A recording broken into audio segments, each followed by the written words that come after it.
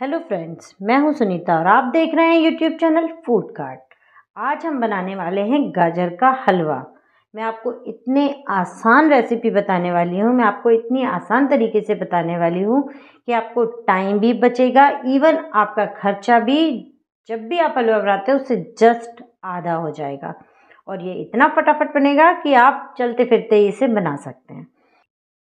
तो देखिए फ्रेंड्स, मैंने यहाँ 1.5 किलो के करीब गाजर ली हैं। ये देसी वाली गाजर है, मैंने सलाद में खाने के लिए लाई थी, लेकिन अचानक मेरा प्लान बन गया वीडियो बनाने का। तो इनका भी हलवा बहुत टेस्टी बनता है, तो मैंने सोचा चलिए मैं अपनी शॉर्टकट वाली रेसिपी भी आपके साथ शेयर कर ही लूँ। अब मैंने इस तरह से इन गाजरों को लिया और चाकू से ही बस हल्का सा ऐसे रगड़ना। हम पीलर से नहीं छील रहे क्योंकि उससे बहुत सारा मोटा मोटा छिलका निकल जाता है, तो हमारी गाजर जो है वो बहुत कम हो जाती हैं। अब इससे भी सफाई हो जा रही है। हमें बहुत अच्छे से वॉश करने के बाद हल्का सा बस इसकी मिट्टी वाला पार्ट और रेशे वाला पार्ट हटाना होता है। उसके लिए अगर हम पीलर का यूज़ करते हैं तो बहुत सारा हमारा गाजर का जो पार्ट है वो भी रह जाता है। अब इस तरह से मैंने अब एक पीछे से इस तरह से एक चिप्स की तरह एक स्लाइस निकाल दी और सारी गाजर एकदम साफ हो गई। इस तरह से ही मैंने इन सारी गाजरों को रगड़ कर छील लिया है। तो अब ये काम तो हमारा हो गया है। अब हम इन्हें कुकर में डालने वाले हैं। देखिए, कद्दूकस करने की झंझट से भी मैं आपको पूरा बचा दे रही हूँ। देखिए, मैंने सारी गाजर प्रेशर कुकर में शिफ्ट कर दी हैं। अब मैं यहाँ डाल रही हूँ इसमें आधे लीटर के करीब दूध। तो ये हमारे पास आधा लीटर दूध है। मैंने यहाँ 2 बड़े कप दूध लिया है, इसे डाल रही हूँ। इसके साथ हम इसे बहुत अच्छे से कुक करेंगे।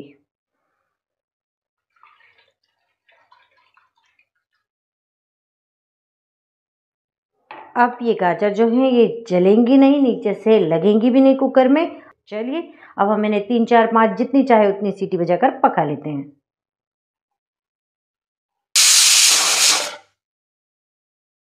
अब हमारा कुकर ठंडा हो गया है। अब हम इसे खोल कर देखते हैं। तो देखिए, गाजर इस तरह से अब ये पक गई हैं। अब हम लेंगे एक इस तरह से पोटैटो मैशर। इसकी हेल्प से हम इन्हें प्रेस करेंगे। पहले इसे गैस से नीचे उतार ले रही हूँ मैं, फिर उसके बाद मैश करके बताती हूँ। इस तरह से हम इसे दबाकर अच्छी तरह से बारीक कर लेंगे। अगर आपके पास मैशर नहीं है तो आप इसे एक ऐसी प्लेन सी प्लेट ले लीजिए, यानी थाली जैसा कुछ, और उसमें ग्लास से भी आप इसे दबाएंगे तो इस तरह से ये बारीक बारीक हो जाएगा। अब देखिए, हम कद्दूकस करने वाली जो मेहनत है वो पूरी बच गई हमारी। बहुत सारा टाइम उसी में लग जाता है और उसी के कारण हम हलवा बनाना अक्सर कैंसिल कर देते हैं कि कौन कद्दूकस करे, इतनी सारी मेहनत। तो ये इस तरीके से जब बनाएंगे सारी मेहनत हमारी बच जाती है।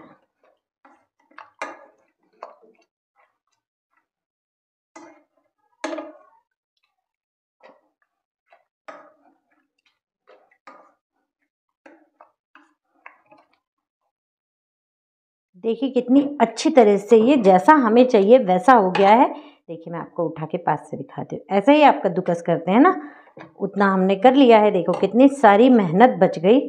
अब हम इसे दोबारा आंच पर चढ़ाएंगे।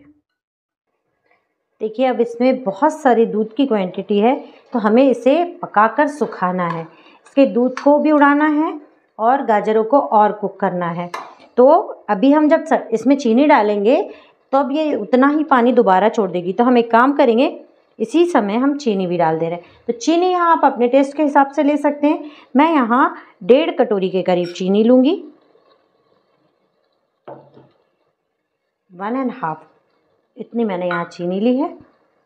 अब इसे अच्छे से मिक्स कर दे रहे हैं। अब ये भी बहुत सारा पानी छोड़ देगी। उसके बाद हमें इसका पानी जो है उसे उड़ाना है।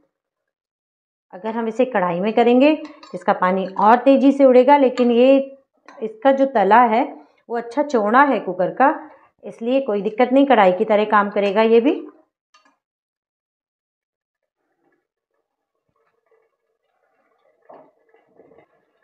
अब जब तक ये गाजर कुक हो रहे हैं तब तक मैं यहाँ थोड़े ड्राई फ्रूट्स तल लेती हूँ। घी में हम इन्हें हल्का सा तल लेंगे। अब हलवा काफ़ी हद तक सूख चुका है। देखिए, इस तरह से अब तली दिखने लगी है। यहाँ मैं 2 चम्मच के करीब घी ले रही हूँ। अब इसमें अच्छे से मिक्स कर देंगे। घी का फ्लेवर हलवे में बहुत अच्छा आता है। अब मैं यहाँ 1 कटोरी के करीब ले रही हूँ मावा। ये मैंने घर का बना हुआ मावा डाला है। जब हम घी गरम करते हैं मलाई का, तब इस तरह का मावा तैयार हो जाता है, जो हलवे में मावे का काम भी करता है, हलवे का टेस्ट भी बढ़ाता है और हमें अलग से मावा भी नहीं खरीदना पड़ता है। अब इसमें मैं डाल रही हूँ कुटी हुई इलायची। तो यहाँ मैंने 5-6 इलायची ली हैं, जिन्हें कूट दिया। इससे गाजर के हलवे का टेस्ट बहुत ही अच्छा हो जाता है।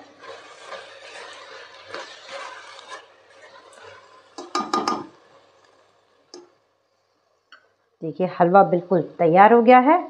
अब हम इसे एक बड़े से बोल में निकाल लेते हैं और ड्राई फ्रूट से गार्निश कर देते हैं।